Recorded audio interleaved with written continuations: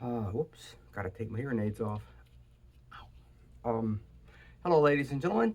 The word for today, well, by the way, I'm Phil, and this is completely useless information called Why Do We Say That? The word or the phrase for today is break a leg. Break a leg. Why do we say break a leg? By the way, this video is dedicated to my grandson, Jordan, who suggested this phrase when I was telling him something I thought interesting, and he said, "Do one on break a leg." So, break a leg. Break a leg, as you know, means to wish someone well, to hope that their performance, usually it's a performance, goes well. Break a leg, knock them dead. That's the type of thing we say normally in a theater or when somebody's going to give a speech or something. Break a leg. Now, obviously, we're not wishing someone to break their leg. We're wishing them to do good, to have, get a lot of applause and all that. Well, there are many different reasons or explanations given as to why we say that. We don't want them to break their leg. We want them to do well, which is the exact opposite.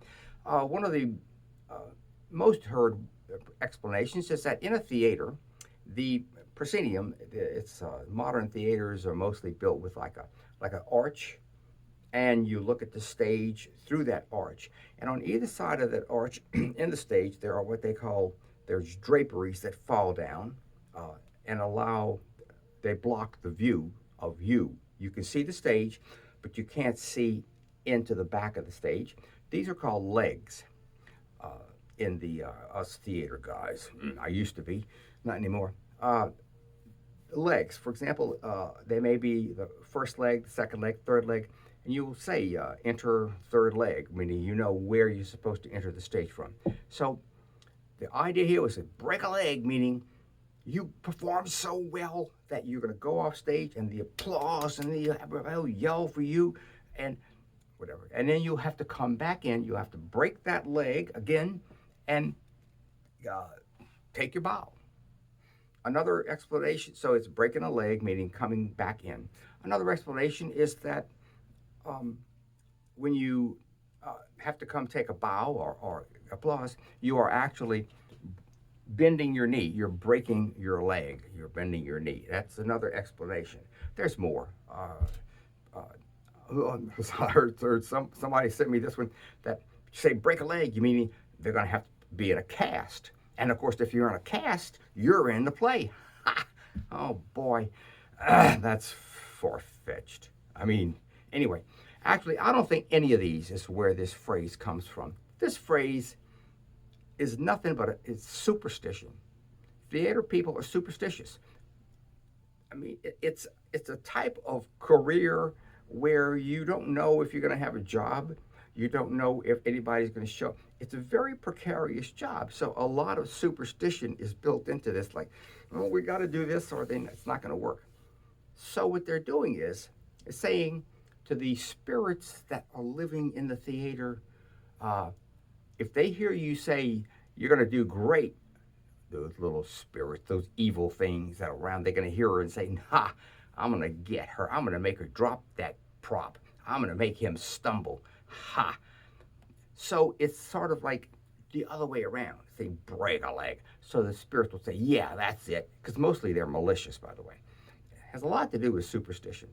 There's a lot of superstitious stuff in the theater. You're not supposed to whistle. Um, you're not supposed to say the name of the what is it? The Scottish play. You're not supposed to say Macbeth. And if you do, you have to perform a little ritual to to eliminate the evil that's coming. I'm going to do a session on superstition next. I think it's just so fascinating. So break a leg means the opposite, and I think it just comes from the superstitious talk that you don't want those spirits to, whoever it is, to hear. Now, by the way, every theater has a ghost. I would, I'm assuming that. It seems that they, I know the one I was in back here in Baton Rouge Theater, we had a ghost. He would, strange things would happen. Lights would come on, props would be moved, things would disappear.